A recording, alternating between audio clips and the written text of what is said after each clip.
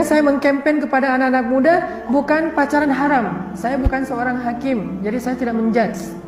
Saya bukan seorang penceramah yang bentuknya fatwa, tapi saya seorang dai. Nahnu du'at walaysa qudat.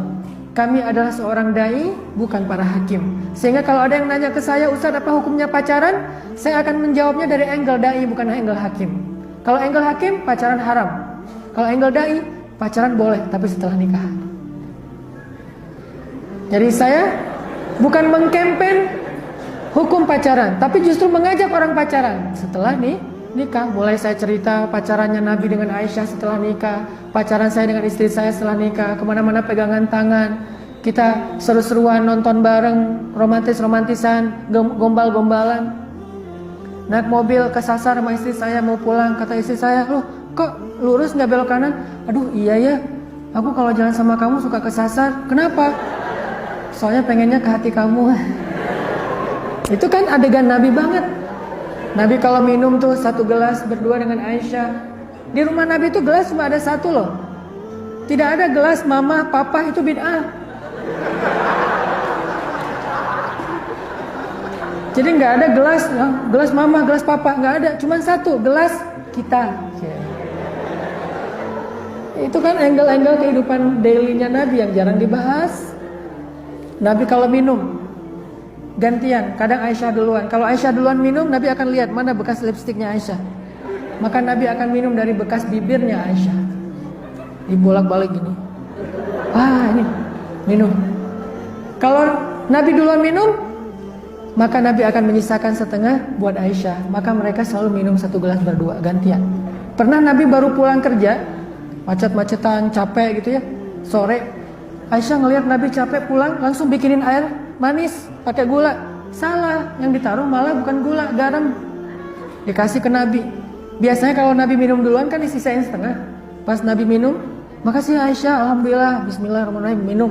Pas minum, bentar, ini asin ya. Akhirnya Nabi pas tahu ini asin, tadi wajah beliau mau berubah, langsung dinetralkan lagi biar Aisyah nggak kaget. Akhirnya Nabi minum, dihabisin sama Nabi, nggak disisain. Aisyah agak dikit sebel gitu, bete. Kok dihabisin sih, nggak disisain buat gua gitu. Akhirnya Aisyah ambil gelasnya ke belakang, penasaran kok Nabi biasanya ngabisin air, nggak disisain buat saya. Ada dikit banget, diminum sama Aisyah, ternyata asin. Nangis Aisyah. Masya Allah, Nabi itu kalau airnya manis disisain buat saya, tapi kalau airnya asin dihabisin sendiri, nggak dikasih sisain. Itulah cowok sejati tuh, cowok keren.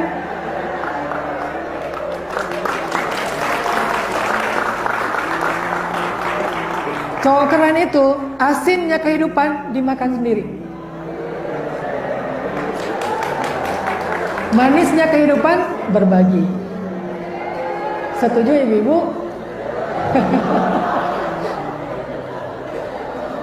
Ini yang kita bahas tentang sirah Nabi, sarirah Nabi, surah Nabi. Kita membahas sirah itu bukan hanya dari angle penampilan, tapi juga hal-hal yang seru dalam kehidupan Nabi. Gimana Nabi ngelamar?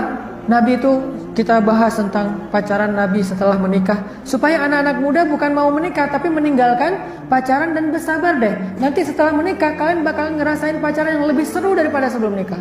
Itu campaign saya. Jadi saya nggak pakai bahasa pacaran haram, nggak. Sama kayak gerakan subuh berjamaah, itu beda banget dakwah kita dengan dakwah teman-teman. Kalau dakwah teman-teman, gerakan sholat subuh berjamaah itu kan berangkat dari idealisme ya. Siapa yang mau sholat subuh berjamaah? Yang udah sadar. Kalau kita bahasanya bukan sholat subuh berjamaah. Program sholat subuh berjamaah kita, hashtagnya apa? Sunrise Lovers. Jadi angle yang dilihat itu yang buat anak muda itu entertain, senang cari sunrise. Yang dipakai kemudian brand ambassadornya anak-anak parkour. Mereka nge-track di atas gedung pas sunrise, kita posting Sunrise Lovers, Sunrise Hunter. Sehingga orang-orang rajin sholat subuh gara-gara ngejar sunrise gitu, cara campaign ke anak mudanya. Ini revolusi dakwah yang kita lakukan di Indonesia. Akhirnya viral 3 tahun terakhir, kemudian muncullah tren baru, tren hijrah, di mana taklim itu dipenuhi anak-anak muda. Sekarang Rabu malam kita sengaja bikin weekday, bukan weekend, karena kita pengen merubah sebuah kebiasaan, perilaku anak muda. Jadi kita bermain dengan perilaku, bukan hanya dengan sebuah event. Perilaku anak muda yang kita bentuk. Apa perilakunya? Biasanya anak muda main kalau pulang kuliah, pulang sekolah, pulang kerja suka nanya mau nongkrong di mana.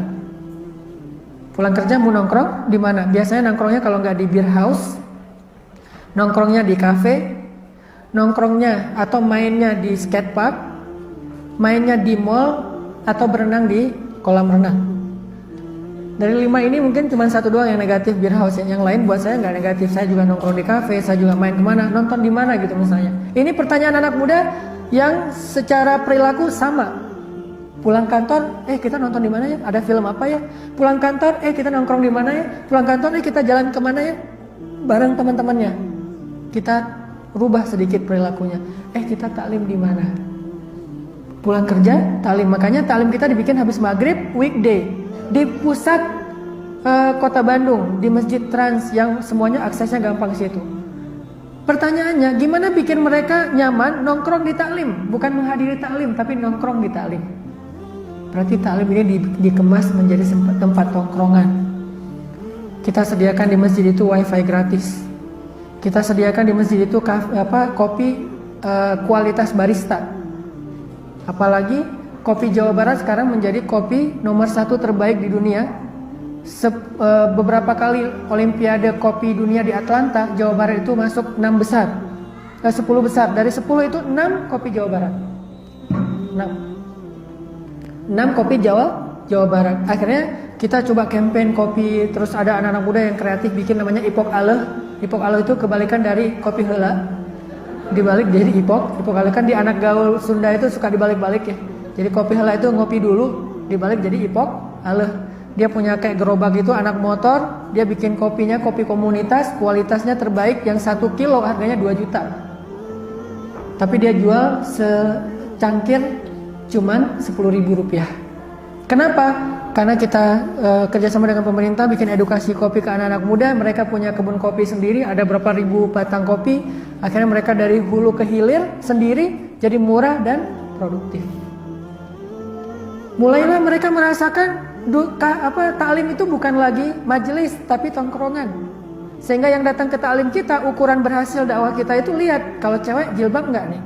Kalau jilbabnya udah lebar, cadaran, berarti dakwah kita enggak berhasil. Soalnya udah pada soleha. Tapi kalau yang datang ke taklim kita justru belum berjilbab atau kagok, pakai jilbabnya masih diikat terus gatal-gatal, berarti dakwah kita kena nih.